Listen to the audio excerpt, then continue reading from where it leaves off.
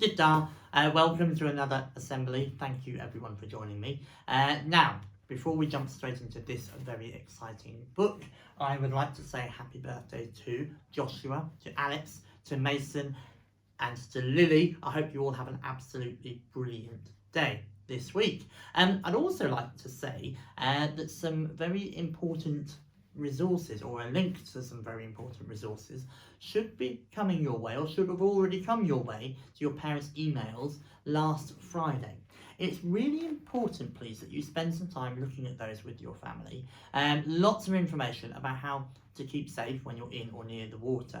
And as you know, or as you might know, often there are many RNLI lifeguards on all of our beaches nearby, but this year, because of the coronavirus crisis and the way that things have been different, there are not so many of them. So it's really, really important, please, that we understand how we keep ourselves safe and how we keep others safe as well. So have a look out for that information and talk about it at home, please.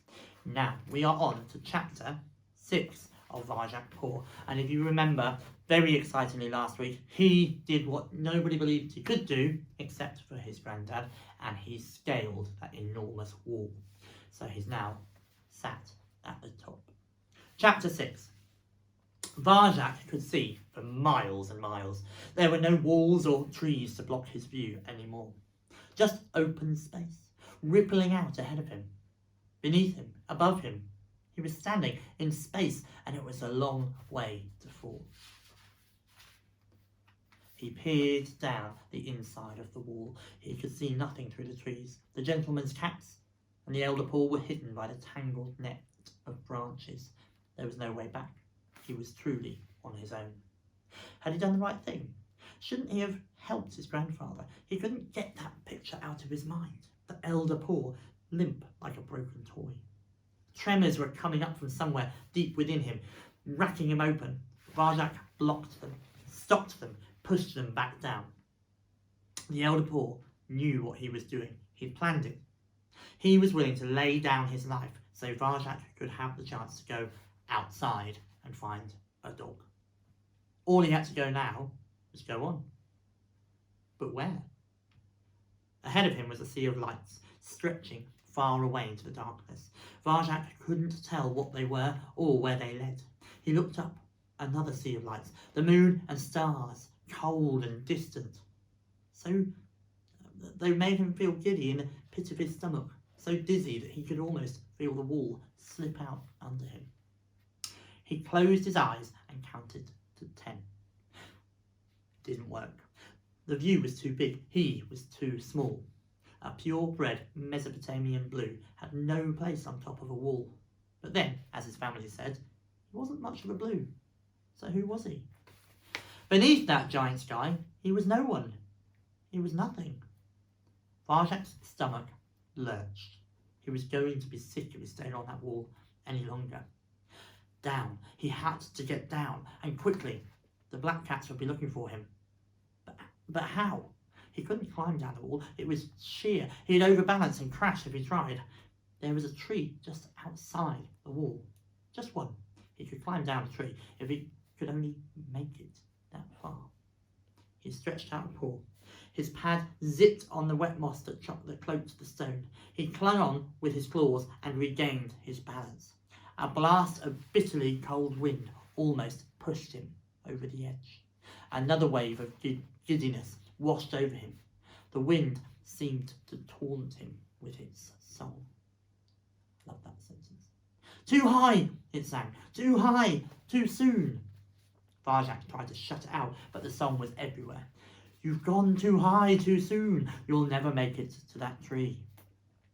He ignored it, positioned his tail for extra balance, and took another step along the mossy stone. It was like walking on ice, treacherous, impossible. In his mind, he saw himself slip, slide, skid off that wall, smashed to pieces on the ground below. He shuddered. Think of something else, he told himself. Think of the way. What was it? Slow time, moving circles, shadow walking. Varjak staggered towards the tree. Too high, whistled the wind. Slow time, he he yelled back. He wasn't going to let the wind beat him. Moving circles! He wasn't going to let the wall beat him. Shadow walking! Because he was Varjak Paw, and he knew the way. Varjak walked the wall like he'd been walking walls all his life. He was light and springy on his paws. It worked. The way actually worked. He wasn't dizzy anymore. He didn't feel sick. I'd like to see Julius do this, he thought. Now, he just had to step into the tree and he could climb down easily. He'd done the hard part. Varjak grinned and peered and pounced onto the nearest branch. Crack! Falling. Didn't test it? Stupid. The wind whipped into his face as he fell towards the ground. He closed his eyes. And everything went black. Chapter 7 is a dream sequence. Just going to quickly enjoy that one now as well. Varjak dreamed. He dreamed he was walking by a river in the heat of night. Zigzag trees swayed in the warm breeze. The air smelled like cinnamon and tasted of ripe dates. He looked up. The stars were different. They sparkled big and bright in a million ways. An old cat with silver blue fur like starlight walked beside him. He looked like a Mesopotamian blue, but he wore no collar, and his eyes were amber, like the rising sun. "Welcome to the land of your ancestors," said the old cat. "Welcome to Mesopotamia." Mesopotamia? Where Jalal came from? Jalal the Paw, yes, indeed. This was his home in the olden days. Varjak's pulse beat a little faster. "Did you know that Jalal?" he said. "And if I did?"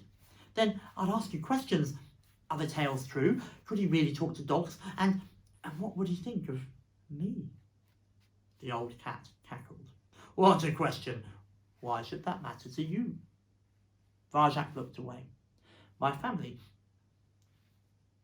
say I'm a disgrace to the name of Jalal. They say I'm not a proper purebred Mesopotamian blue." "Oh? And what say you? Are you worthy of your ancestors or not?" "No," said Varjak quietly. He hung his head. "I'm not."